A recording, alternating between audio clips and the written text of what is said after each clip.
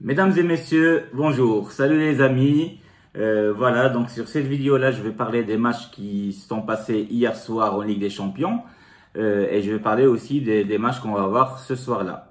Alors, commençons par les matchs qu'on a eu hier soir. Tout d'abord, je veux parler du match entre Madrid et le Paris Saint-Germain. Donc, on savait très bien que ce match-là, c'était un match plutôt de gala ou de prestige. Parce que juste avant le Galatasaray contre Club Bruges, ce match-là a fini par un match nul de 1 partout. Donc Paris et Madrid ils étaient déjà qualifiés.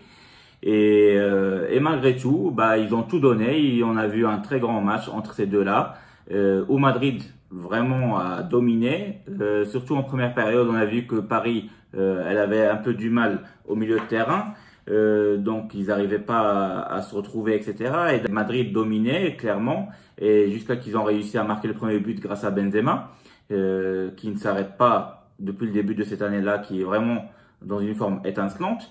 Et en deuxième période, donc Madrid marque un deuxième but, et tout d'un coup, on a vu le réveil des Parisiens avec le but de Mbappé. Sur une erreur, en fait, on va dire, de la défense de Madrid avec le gardien Courtois, et aussi un coup d'orgueil du côté de Parisien qui a fait qu'ils ont réussi à égaliser en 2 minutes près.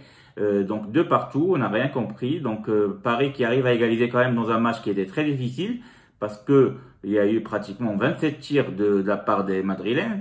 Donc on va dire que si Paris a réussi à avoir ce match nul, c'est vraiment grâce au gardien Navas qui a arrêté pratiquement à lui tout seul 10 tirs. Donc je sais pas pourquoi Thomas Tuchel, le coach de Paris Saint-Germain, a fait jouer Verratti tout le match, sachant qu'il revenait de blessure.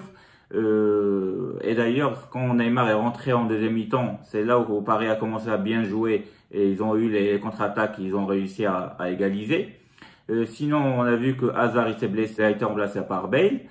Et si pour parler du penalty en fait que Paris a eu en première période, mais qui a été annulé par la VAR à cause d'une faute sur Marcelo au début, c'était vraiment juste. Donc heureusement qu'il y a la VAR sur ce coup-là. Sinon, on allait avoir un carton rouge pour Courtois et ce serait dommage de gâcher un si grand match comme celui-là. Donc, bref, en résumé, pour que Paris réussit à sortir avec un match nul de partout contre un grand Madrid, on sait très bien que c'est lui qui a gagné 3 fois d'affilée la Ligue des Champions, pratiquement 4 en 5 ans, donc, et de finir de partout chez eux à Bernabéu, c'est pas mal. C'est-à-dire même dans la difficulté, Paris réussit quand même à sortir avec un match nul. Donc des fois, il vaut mieux d'avoir le résultat que forcément le jeu. Par contre, pour Madrid, c'est moins bon parce que à un moment donné, quand tu gagnes 2-0, normalement, tu dois gagner ce match-là, tu dois pas le rater. Donc Zidane doit vraiment voir et faire attention par rapport à des matchs comme ça parce que qu'est-ce qu'il doit régler, qu'est-ce qu'il doit voir, est-ce qu'il doit revoir la défense, et quelque chose qui cloche parce que quand tu gagnes 2-0, normalement il faut terminer et il faut gagner. C'est pas la première fois que ça lui arrive parce que même en championnat, une fois, il gagnait 3-0 et à un moment donné, ils ont été rattrapés par l'adversaire 3 partout. Donc attention pour Zidane.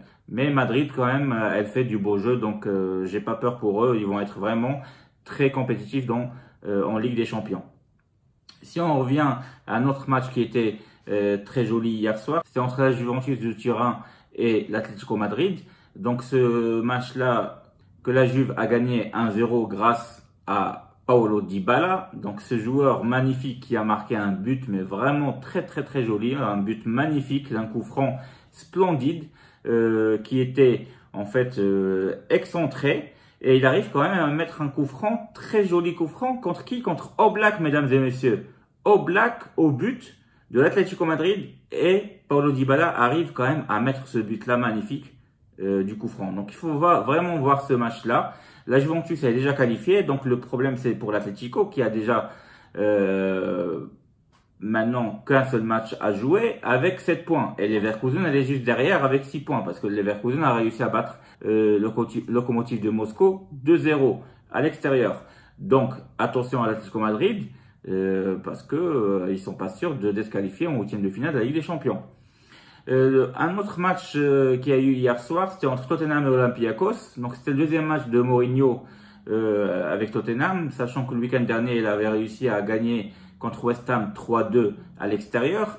Et cette fois-ci, il joue contre Olympiakos et au début du match, il perdait 2-0 avec le premier but du Marocain El Arabi. Donc on a vu que finalement, c'est pas mal comme attaquant. Il arrive à marquer quand même du pied gauche en tirant un peu de loin. Et Tottenham a réussi de marquer le premier but avec Dali Ali en fin de première période.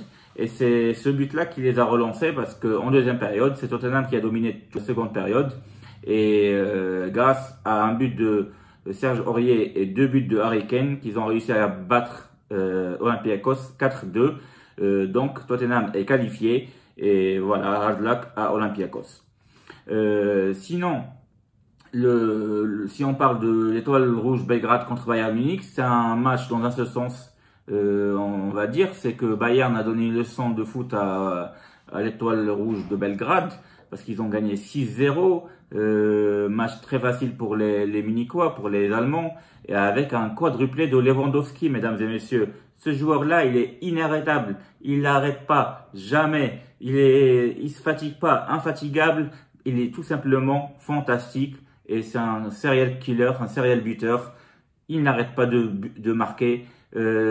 Côté statistique, niveau statistique, il est à peu près comme Messi. Surtout cette année-là, il dépasse Messi. Il est extraordinaire ce joueur-là. Pour moi, il est l'un des meilleurs joueurs neufs à l'ancienne de football que j'ai vu dans ma vie. Voilà, sinon si on parle des matchs de ce soir-là, on va avoir un très grand match entre le Barça et Dortmund.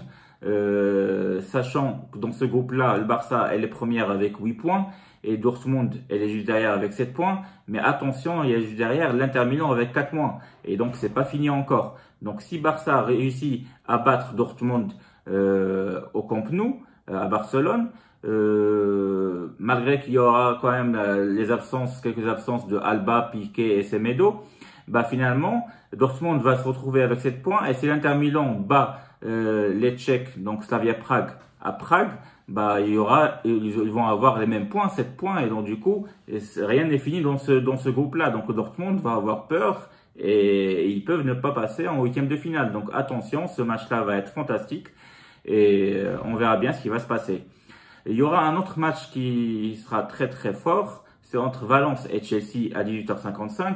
Ce match-là va être grandiose parce que dans ce groupe-là, il y a aussi l'Ajax Amsterdam et les trois équipes, ils ont 7 points. Donc l'Ajax va jouer à Lille ici en France et on sait très bien que Lille n'a plus rien à jouer dans ce groupe-là. En fait, elle espère rien. Du coup, si l'Ajax réussit à gagner malgré quelques absences de Neres, de Blind, etc. Et peut-être Nosser Mzelaoui, le Marocain, va être incertain. Il est incertain, donc peut-être qu'il ne va pas jouer. Mais l'Ajax peut facilement gagner ici à Lille. Et dans ce cas-là, le match entre Valence et Chelsea, ça va être boum, un match de feu, de folie. Donc on verra bien ce qui va se passer. Et voilà, il y aura un autre match entre Liverpool et Napoli. Et celui-là, c'est un très bon match parce que rien n'est fait encore. Même si les deux ils sont pratiquement qualifiés, mais je pense que Liverpool va pouvoir gagner quand même parce que Napoli elle est dans une forme pas très étincelante en ce moment, surtout en championnat. Surtout que Insigne et Milic vont être absents et Fawzi Goulam il est incertain aussi. Alors que Liverpool en championnat d'Angleterre, tout simplement elle est extraordinaire, elle est de loin la première en championnat. Donc je pense que c'est Liverpool qui va gagner. Le dernier match qu'on va avoir c'est entre Zénith et Lyon. Et on sait très bien que ça va être très difficile pour Lyon parce que si Zénith arrive à gagner, ils vont coller à Lyon et ils vont avoir 7 points les deux, sachant que Leipzig ils sont juste devant eux et ça va relancer le groupe. Donc Lyon ils doivent tout donner pour gagner ce match-là s'ils veulent se qualifier définitivement au 8e de finale de la Ligue des Champions, malgré l'absence de Depay, on va dire Memphis Depay et de Aouar. Voilà, donc je pense que j'ai fait le tour sur tous les matchs qui se sont passés hier soir et les matchs qu'on va avoir ce soir-là. Donc j'ai fait un résumé et j'ai analysé les matchs d'hier et je vous ai donné aussi le programme de ce soir-là. J'espère que cette vidéo-là vous a plu. Je vous dis de liker comme d'habitude et surtout de s'abonner sur ma chaîne en cliquant sur la photo en haut à droite. Donc je vous dis à très bientôt et au revoir.